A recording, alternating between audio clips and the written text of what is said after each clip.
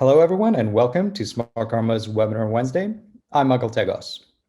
Today, I have the pleasure of welcoming back to the webinar Thomas Schroeder, who will take us through a timely update on global technicals using his signature chart-based analysis. A few words about Thomas.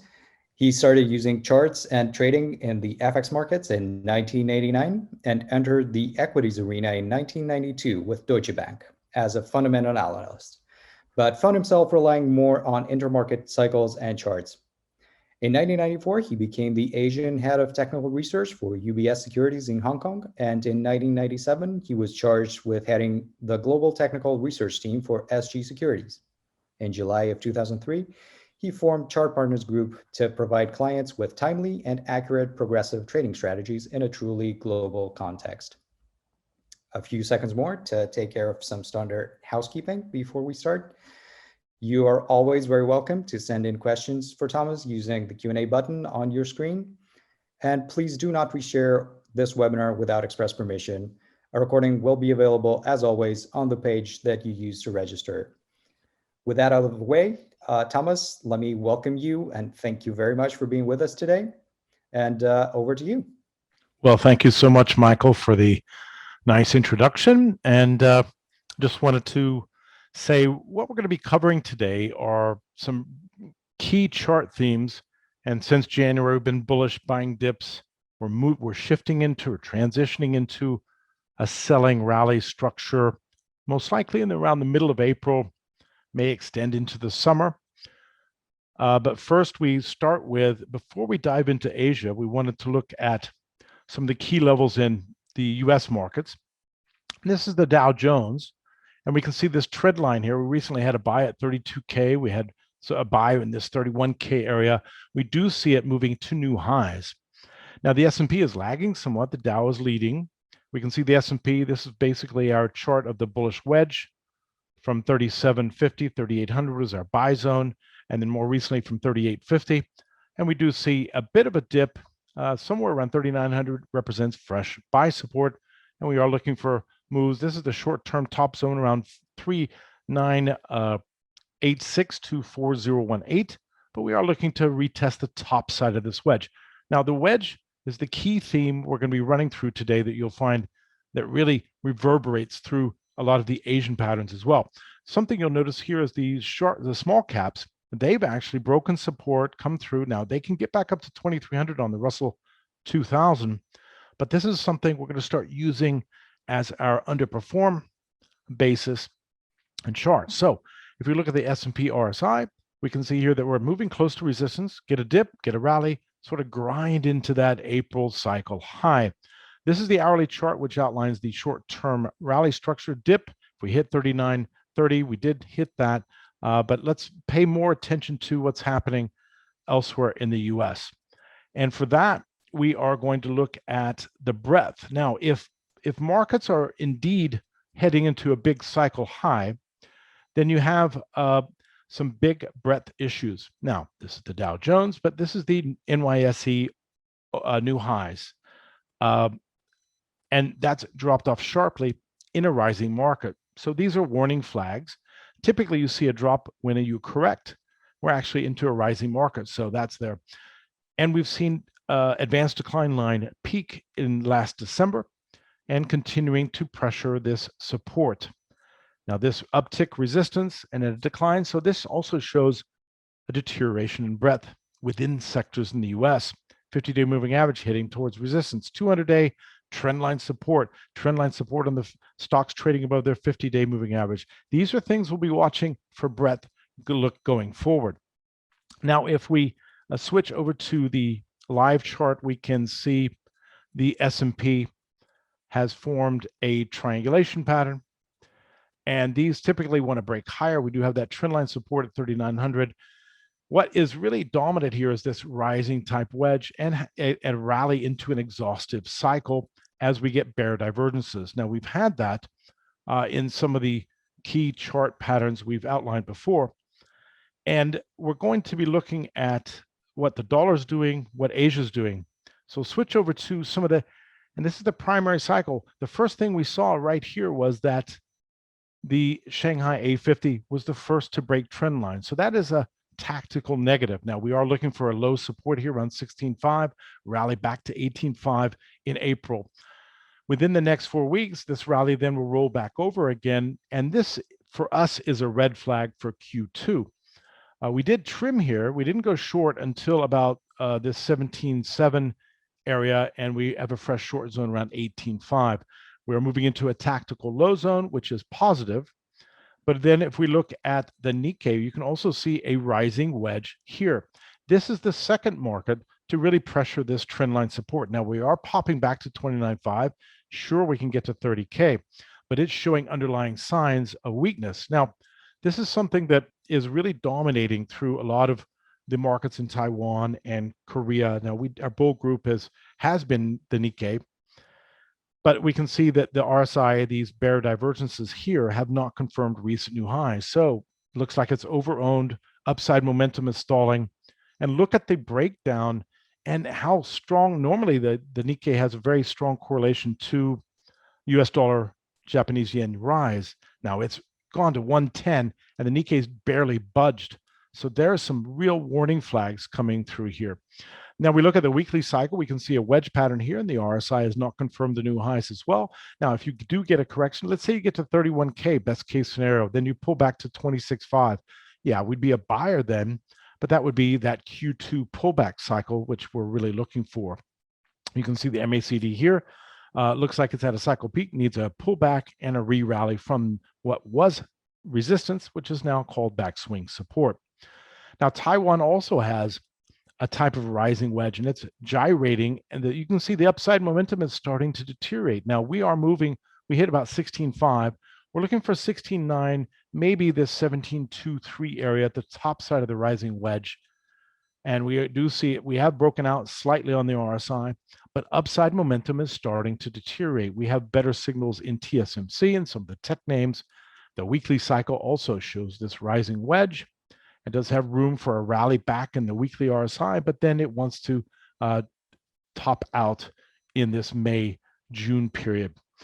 India also has a rising wedge. Now we are long here from 14.4. We're looking to clear 15.4, try and get to 16K. At the top side of this wedge, then we'll be reversing to a sell. In Taiwan at 69, 17K plus, we'll be selling Taiwan. These are some good short setups. And these, you can see the RSI here in Taiwan, 1, 2, 3, has not made a new high. If we peak at 70, that will be another case of bear divergence for Taiwan. And already here we can see in India that we've had a new high, and a third new high. If we have no new high, and if we stop here at this 55, 65 area, the RSI will not make a new high for a case of bear divergence. India also has that rising wedge pattern. So we look at the S&P. Now, this is the weekly chart. This was done well over a week ago, and we're looking for any type of a move back up to the 4,000 plus area, the top side of the wedge, to sell. Then we expect to break the lower wedge support. That may get you down to 3,500 by the summer, or by Q2 or the end of July, August or so. This is a tactical sell in anticipation of a break of lower wedge support. That will get you down to a notch lower. Then we want to be buying in this area. Worst case scenario is about 3,200, 3,250, secondary support. But this is an area we will be eyeing to buy the markets again. But the next move is going to be rather exhaustive. What really stands out here is the RSI triangulation. We're having bear divergences also in the weekly chart in the S&P, and the weekly MACD is at a cyclical top. So that's showing some red flags as well. Now we move into the dollar and how this is correlated. This chart is about 3 weeks old. Since then, we've pushed a bit higher, trying to push and pull back. We like the dollar on pullbacks, on weakness. The yield environment is more supportive, but you can see the dollar bottoming pattern here, the RSI bull divergence on the weekly chart, and here in 2018, a very similar setup here. Now we've been trading the dollar up from 89.50 to 92.50. Expected a bit of a sell down, so we popped up a little bit into a pullback around 91.50, 91. We're a buyer again, targets at 94 and 96. So this will weigh on emerging market bets as well. So the 10-year, the pattern here revolves around this bull wedge. Now we have seen the 10-year in yield here. Oh, I'm sorry, that's EEM. Well, let's go to EEM real quick because that has a lot to do with the dollar. And we can see this is an old chart and we're bouncing back 54, 55. We'll go to the live chart in a minute, and also EWZ. It's really made very little progress on the upside compared to what the S&P and in particularly Europe has done. So this is a real red flag. We've broken trend line in the emerging markets. Now that's a lot to do with what's happening in China, Hong Kong. If we look at EWZ or EEM now, as of yesterday, we can see, just give me a second. Well, I'll come back. Oh, there it is. Okay. So in terms of price, you can see you made this low 52 right here, 55, the underside of trend line. This rises a trend line. That would be an area to sell. That would imply a dollar dip and then a rally. And then you come back down to this 50 area and try and test the 48.50 zone on EEM. So let's look at some of the other charts. And here we go into the Nikkei. And this is where we are right now currently. And we can see how we drew this resistance here. What we're trying to do in the Nikkei is 29.5 short-term drawdown, then a bounce back up to 30K. That's a higher conviction sell zone. Then we're looking for about 26.5 in this area. In the Nifty, we can see right here that we're struggling right at this support line. This has resistance at the RSI. We're trying to get through 15.4. Now, if we look at the HSI, this is something that very interesting, just had a nice reversal day, and we pull up HSCEI on the downside. Now, this is the core short themes here are Hong Kong, number one, Japan, number two, Singapore, Malaysia, them following suit, but you notice this outside day reversal where this is our sell zone right around 28.8, give or take a bit. Stop above 29K. We do expect to move down to 27.5, risk to 27K. At this point, then we'd be looking for this RSI pattern to mature and commence a rally. Now, this would gel with a decline here into early April and then a rally back maybe to 29.5 by mid-April. 8 shares also, very interesting pivot support right here. It broke it, it pierced it, bounced back up, short zone, trying to retest 10.5 or so. Worst case is about 10.3. Then this becomes very interesting on the long side. Right now, it still has a lot of overhang for the HSI and Hong Kong in general. So let's go to, let's see, where were we with Europe as well? Just to touch on what's happening there. You can see the trend line supports here. Trend line in the A50. These are key levels that really mirror some of the pivot supports that we're testing in Asia in those rising wedge patterns. Now, the bearish side of thing is the MIB here, rising wedge here as well. Spain, temporary breach below trend line, trying to get back up higher. The real weak markets are the FTSE, rising wedge, and the MIB, rising wedge. This is something we are using as a pair short, but this just outlines how important some of these trend line supports are that we're looking at in Europe. Let's go to, this is the NDX and what tech has been doing, and this reflects on what tech is doing in Asia. Now, this is the 10-year bond price. This really reflects what tech is going to do. It looks like it's been very weak, and if we're going to get a rally going, we have to clear 13.3 to reach 14K.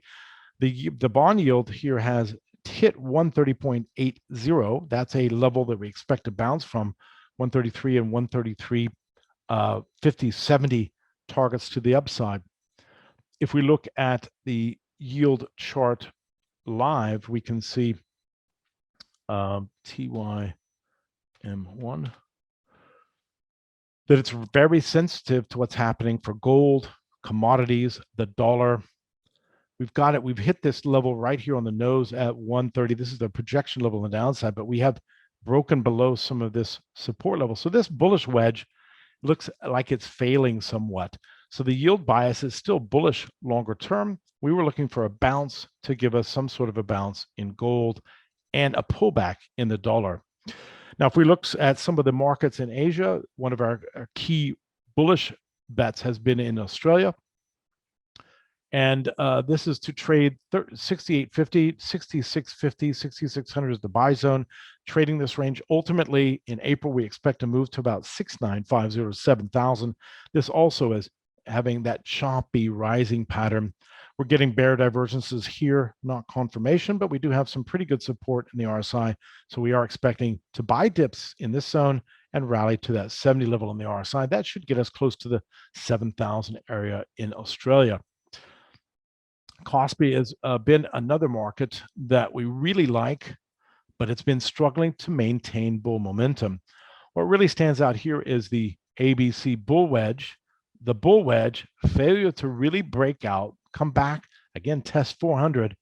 And now we've put a bit of a take profit here, but we like it at this 400 range as a long zone for move to 432 to 440.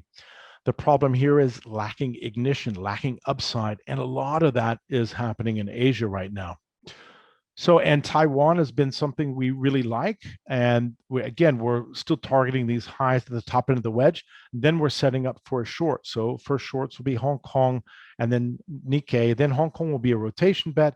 Taiwan will move into the sell zone, as will some of the overbought markets. So we look at what's happening in the dollar here recently. This is the near-term move in the dollar, and we were buying in this 89.50 area. We did sell around 92 in this area, dip, trying to sell again at 92.50. Does look like, based on the RSI tops here, that we're getting a bit of a false breakout, but we may only pull back to 92, maybe 91.50. We're going to be buying the dollar here for move to 94 and then 96. So this looks, the dollar is really getting aggressive. Now, if we look at what's happening in Asia FX versus the euro is doing something completely different. And it has been much weaker, and the dollar yen's been much stronger. So below 118.50, that was a bear signal for the euro. But compare that with what's happening with the US dollar Korean won. Now, the Korean won is something we've been shorting the US dollar around this 1140, 1145, the top side of the wedge. You can see also another wedge here, A, B, C. It should be in a bear wedge here, a wedge within the bigger wedge. We should come down to test 1110. Now, if that holds, fine. We start to turn long again to try and break 1145, then you move higher. If you break 1110, then the dollar has a risk on decline to about 1090, give or take a bit. So this is more dollar bearish in the core currencies in Asia. If you look at Singapore dollar as well, you can see that it really hit this trend line resistance. Let's move this a little bit bigger. And I urge everyone to please ask questions on any FX or commodities you may have. Triangulation here, a bit confusing on, but this resistance at 3550, spike up and false breakout, trend line resistance, we should break to 3350. Below that would retest 32. We do have dual bottoms here. So it's really in a transition period. The dollar in Asia doesn't really want to rally that much except for weaker currencies like the Thai baht, IDR, INR. It's really divided. If you can see what's happening with the Thai baht. And this is something we did, went long the US dollar right here at 30.20, but we sold too early about 30.8590. We've been trying to short it at 31, got stopped out. Again, this is something on a pullback, maybe 30.7080. You want to be buying the dollar. It looks like it wants to go up and retest this. So this shows some real stress fractures, as does the IDR, and INRs moved as well. Indo. So these currencies are showing obviously they're more vulnerable on the yield basis to a higher momentum move in the dollar. So these are the currencies you really want to be buying the dollar on weakness. This does show risk to that 14.9 area. Pullback supports at 14.2. So if we look at some of the other markets, we look at Singapore. This is something we've been trying to use as a short, and it has not worked for us. because we've been long most everything else. Finally, we're getting an overshoot here and a pullback in Singapore. We do expect it to hit 30.10. Then we'll be looking at buying. But look, here's another rising wedge, and the RSI is at sell levels here. So we did see an exhaustive type overshoot. A break back below 31.50 would be a fresh short signal. If not, we were looking for 32.20, and that we have targets here at 30.10, and then right here about 29.40, give or take a bit, this rising wedge support. Now, let's see if we've covered India, Korea, Taiwan, Japan, Australia. Let's look at Thailand real quick. And it's very interesting that the bot has blown, but yet the Thai market has actually ground higher. This looks very fragile. We're looking for 930, 945 to 930 as the buy zone. And if the Thai bot pulls back, then this probably will dip and rally. We have targets at 1050 and 1010 on the SET. You'll notice something here that's very interesting, which was the initial buy signal back in these areas, was the low, the RSI breakout, pullback, upside retest. Ultimately, you want to get back into this zone to have a fresh, higher confidence buy signal for the SET. We look at Malaysia, and this is a market that we have used as a short vehicle for some time.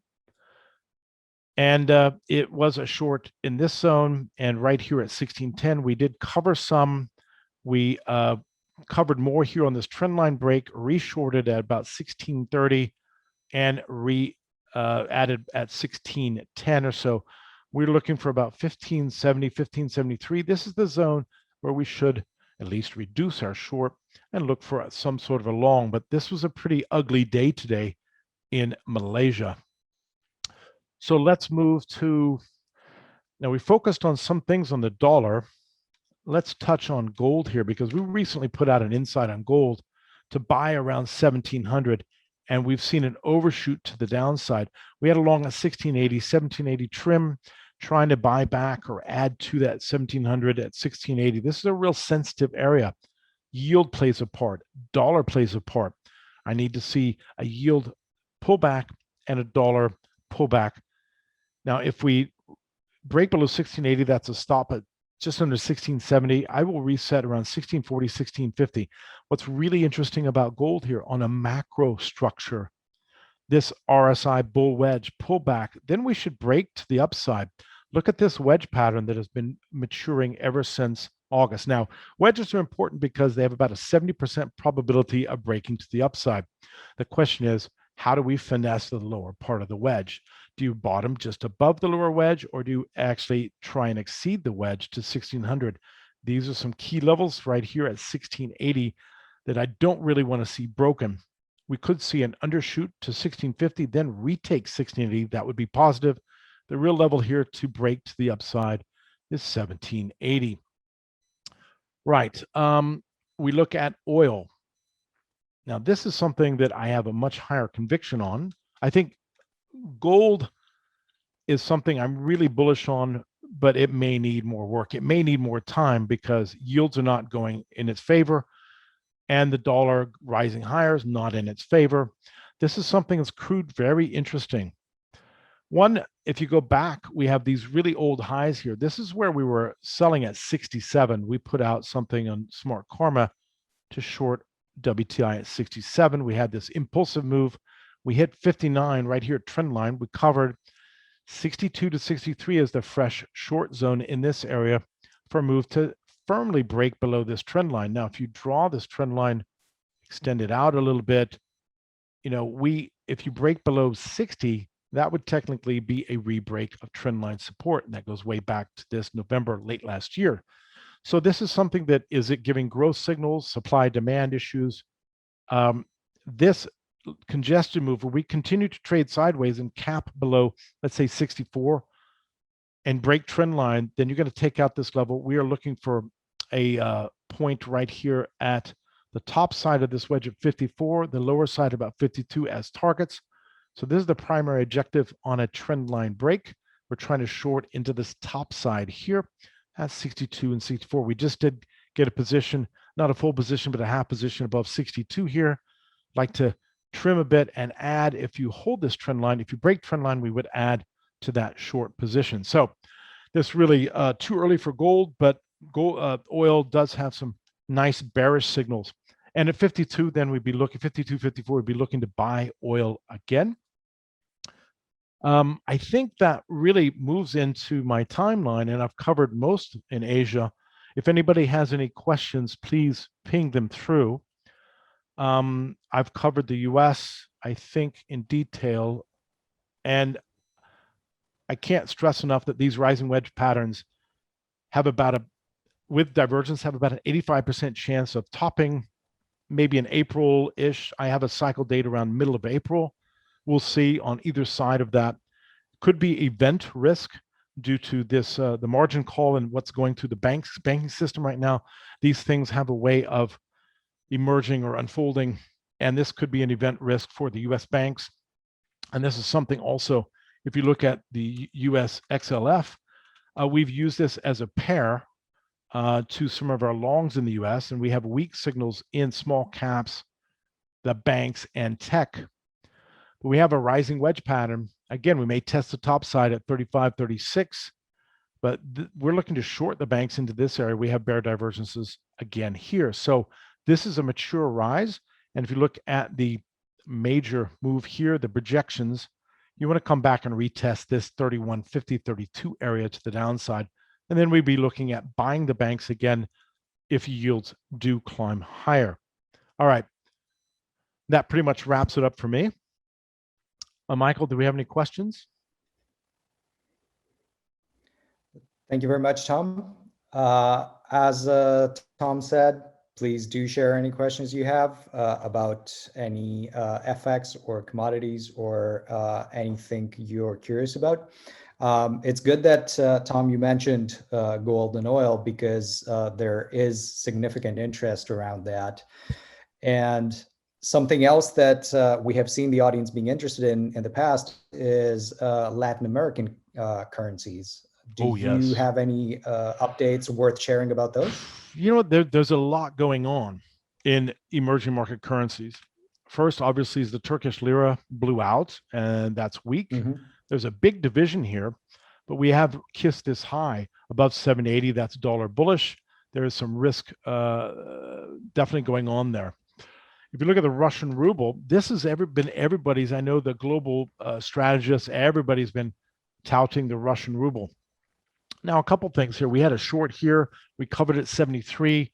We had a little bit left at 75 and added back and got stopped out above 76. But right in this area, this is something we're interested for a move back down. And this we have to tie in with oil. So this looks a little vulnerable here for a drawdown to 73, but we're still trading that range. Which way does that range break out? If the dollar pulls back, we go to 73. This may be a very good entry point for the dollar on the long side. The Brazilian currency, as well as EWC, is something we're keen on as well. And looking at, sorry, just widen this up a little bit. What's happening here? We had a short at 580, covered some at 550. We still have a small slice at 580, looking to add for a drawdown back into this area about 535. At that point, we really have to wonder, because our macro structure, decline A, B, C, we thought we'd get a little bit lower down to this area. This is now breaking above 550, 535. This is the bull zone for a dollar. If the dollar is going to really rally and EMs get punished, then this is going to break through 6 and really push to this 680 area. So this looks like a big flat sideways pattern that has a tremendous amount, if you break through 6, of upside potential for the dollar. The South African rand also has something incredibly interesting. If we can get to the 14 zone on the South African rand, now this has been something we are still holding a dollar short. Now you notice also, like the Russian ruble, it has a trading range here, 1550 down to 1450. But if I saw 1430 to 14, this base support would be an outstanding level to buy the US dollar. Not sure if we quite get there, but sure, I think we're going to try. And if we're set up for a dollar pullback here in a risk-on environment into April, then we should try for 14.30.14. And at that point, that may be a nice long-term high and a long-term low here at 14, where we really go from 14 to test 16, above 16, then you test 17.10. These are some pretty clear levels, I think, to work with. So this would be something to pay attention to if the dollar is going to rally. EM gets punished. In April, I'm looking for a dollar pullback to position more on the long side. In Asia, my favorite short was the US dollar short, which I still am holding, was the New Zealand dollar. You'll find the commodity currencies and the Aussie dollar is also turning the corner, the CAD less so, but the New Zealand dollar showed the strongest signals right here at these levels at 74.50. And you can see the bear divergences, which are not confirming 1, 2, 3, and 4. 1, 2, 3, 4. These new highs were not confirmed. We're seeing the impulsive break here at 71 cents. That is resistance to start to sell again below 69.50. Then would target this level at 68. Now, 68 is a bigger pivot point. So that's something that I think is leading the Australian dollar.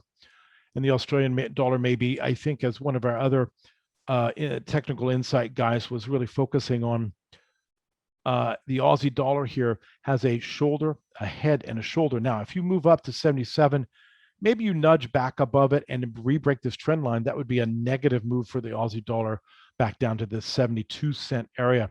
So we're really watching this as the next shoe to drop. If I can get a risk on rally, I want to measure where the Aussie dollar rallies to and then try and short it in April. So there's some real movements going on with the emerging market currencies and the commodity currencies, and that will filter into the likes of oil and even copper, because copper is very, very overbought, and everybody's bullish China, bullish copper. China's broken trend line. There's some red flags in Q2 after a rally in A shares, but copper here, triangulation bull move up to 430. This was a projection level, really, really struggling here. We may get a rally from 390, 385 back up to the top side here, but I'd be sniffing out a top for copper. You do have this RSI new high, getting to a level here, we're finding a low. So I think there's another risk rally in copper, but that next rise, you want to be looking at some commodity shorts. Okay, that should wrap it up. Yeah, thank you very much, Tom. I guess as a bit of a sum up, what would be one key outperformer and one key underperformer for you from today's presentation? Well, I think in Asia, the key underperformer has been Hong Kong. That may shift to be an outperformer. Japan should become an underperformer. That's probably the biggest transition on relative terms. I'm looking for Korea to perform, but it's been struggling. Taiwan into a new high, that should start to underperform. And that ties in with the NASDAQ. If the NASDAQ does not break through 13.3, that's trouble. Okay? And the dollar has to play into all of this. Got it. Well, thank you very much for this, Tom. And thank you everyone for being with us today. If you would like to engage Tom directly, please contact your Smartkarma account manager and they will be able to assist you with that for any further questions you might have. And we are also always available at research@smartkarma.com. Thank you very much, Thomas, once again. Well, thank you for the time and thanks to everyone. Over and out.